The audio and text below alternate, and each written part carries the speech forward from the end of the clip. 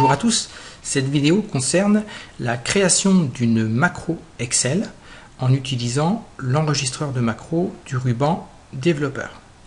Alors, c'est quoi une macro? Une macro, c'est un outil qui permet d'automatiser une tâche répétitive. Et donc, ces tâches répétitives peuvent être enregistrées dans ce qu'on appelle une macro. C'est un outil qui permet d'enregistrer un ensemble de commandes Microsoft Excel. Cette macro peut également être écrite dans le Visual Basic Editor en langage Visual Basic pour application qu'on appelle le VBA. Alors c'est pas l'objet de cette vidéo, c'est plus compliqué d'écrire une macro. Nous on va simplement l'enregistrer et Excel va écrire pour nous les lignes de code VBA. Va écrire le script de la macro lui-même. Une fois qu'on aura créé la macro, on peut l'affecter à un objet tel que un bouton de barre outil, un graphique ou un contrôle. Et puis pourquoi? De façon à pouvoir l'exécuter en cliquant sur l'objet. Bien sûr, on peut supprimer une macro si on n'en a plus besoin. Je vous rappelle que le format d'enregistrement d'un classeur qui contient des macros, ce n'est pas XLSX, mais XLSM, M comme bien sûr macro. Alors, pour cette démonstration, on va déjà commencer par faire apparaître l'onglet développeur parce que dans une installation classique d'Excel, cet onglet n'apparaît pas. Pour le faire apparaître, on va dans Fichier, Options, Personnaliser le ruban, et vous voyez ici, le ruban développeur n'est pas coché, donc on coche cette case et on valide par OK. On a donc un nouvel onglet, un nouveau ruban, pardon, qui s'affiche avec un ensemble d'outils. Alors ce qu'on va voir aujourd'hui, nous, c'est le bouton macro, et puis comment on fait pour donc enregistrer une macro à l'aide de ce bouton là. Alors ce qui est indiqué dans la bulle d'aide, c'est donc ça enregistre une macro, bien sûr. Chaque commande que vous effectuez sera enregistrée dans la macro afin que vous puissiez les relire et donc les réutiliser plus tard. Dans cette première démonstration, ce que je voudrais simplement, c'est montrer comment on peut effectuer une mise en forme personnalisée et la mémoriser en fait grâce à des lignes de code dans une macro. Alors pour cela, je vais commencer par, donc je vais travailler sur cette cellule-là pour la démonstration, la cellule E10 dans laquelle j'ai écrit des mots. Donc on clique sur enregistrer une macro. Alors on a dans les options de la boîte de dialogue donc le nom de la macro. Je vais mettre ici mise en forme. Mise en forme 1. Alors les espaces ne sont pas tolérés dans le nom d'une macro. Alors pour ça, moi j'utilise le underscore, le tiret du 8. Ça permet d'espacer les mots sans mettre vraiment d'espace. Vous voyez ici que on peut affecter une touche de raccourci à la macro pour la lancer à l'aide de CTRL et de la touche de raccourci. Si la touche de raccourci existait déjà auparavant, comme par exemple CTRL-C, CTRL-V, eh bien, quand le classeur sera actif, qui contiendra une macro avec CTRL-C, eh bien, c'est la macro qui sera exécutée et la touche CTRL-C, donc qui sert à copier du texte, ne sera plus active tant que le classeur, lui, est ouvert. Vous voyez tout de suite les virus qu'il est possible de créer avec des macros malveillantes qui seraient lancées alors que la personne, l'utilisateur, pense copier du texte. En fait, il lancera une macro en arrière-plan.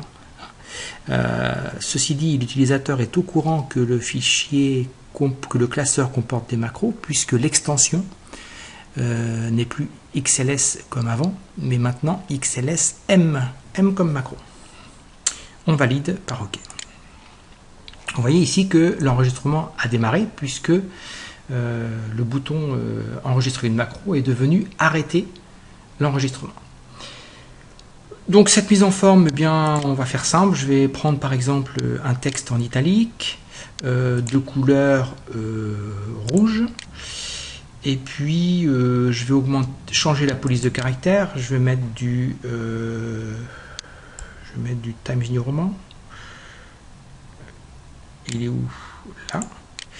Et puis je vais le mettre plutôt en 12, allez, en 14. Voilà, thème sur roman 14 en rouge, et puis je vais mettre un fond le plus clair possible d'ailleurs. Autre couleur,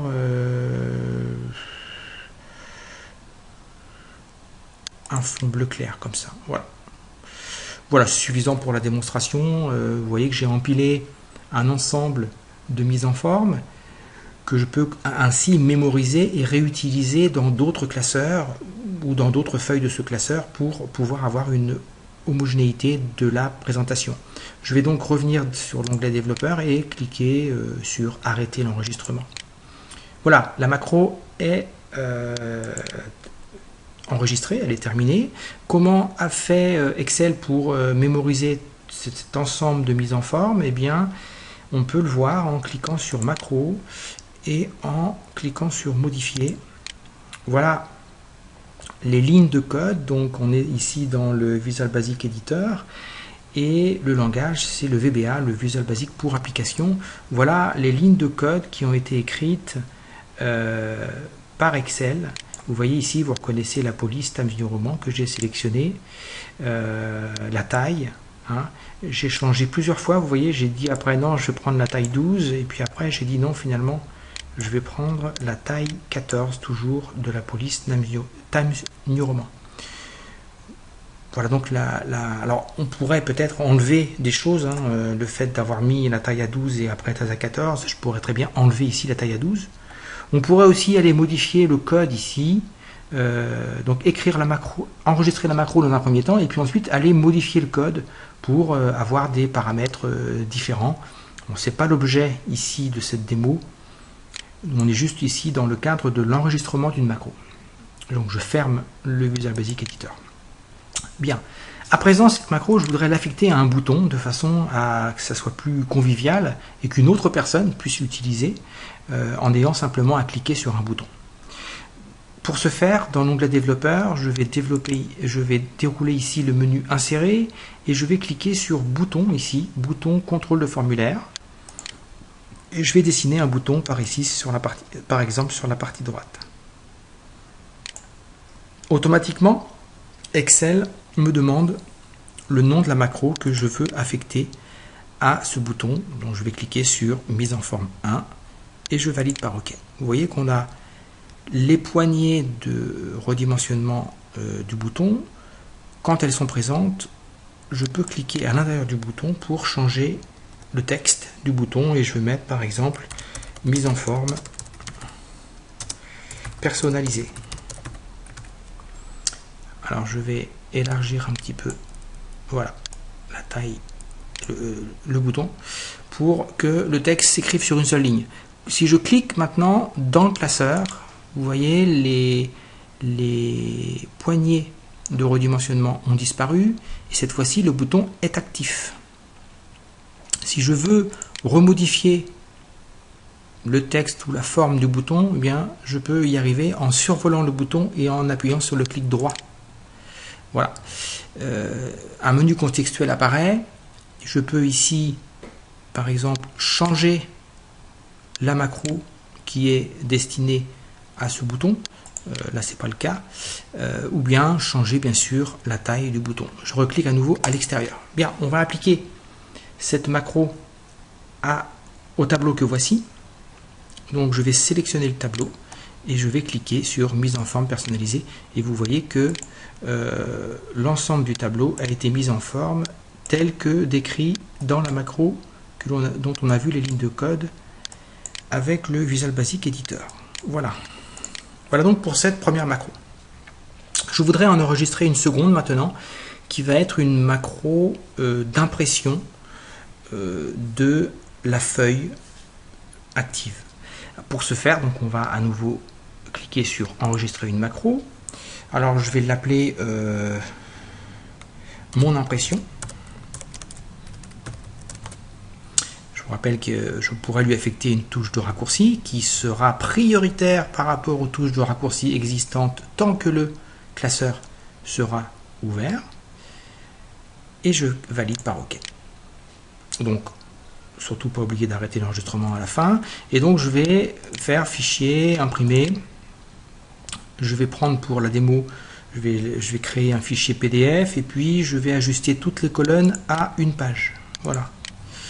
Donc on a ce document-là et je vais lancer l'impression. Je vais l'appeler démo macro 2 et je valide. OK. Donc Adobe PDF crée le fichier PDF. Vous voyez, j'ai à l'écran le fichier PDF qui a été créé suite à cette feuille de classeur. Je ferme la fenêtre de Adobe PDF et puis j'oublie pas d'arrêter l'enregistrement. Voilà, donc avec une deuxième macro, et puis je vais créer donc un bouton d'impression qui va s'appeler imprimer la feuille. Donc je clique sur contrôle de formulaire, je vais dessiner en dessous un deuxième bouton.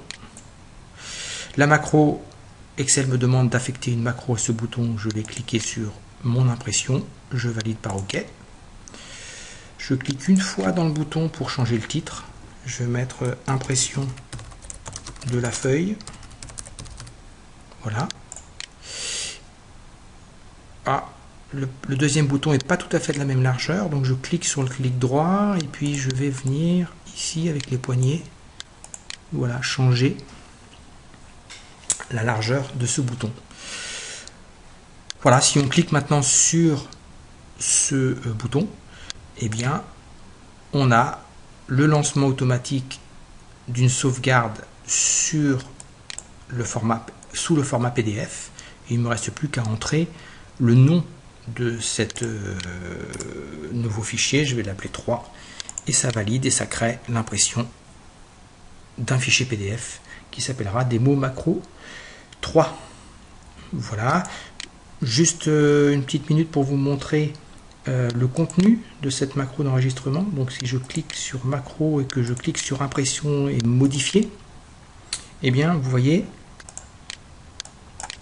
voilà les lignes que Excel a écrit: Active Windows Sheet Printout Copy Nsub False. Voilà le contenu de cette macro impression. Voilà donc pour cette démonstration de 2 macros avec l'enregistreur de macros. Très bonne journée à vous et à très bientôt.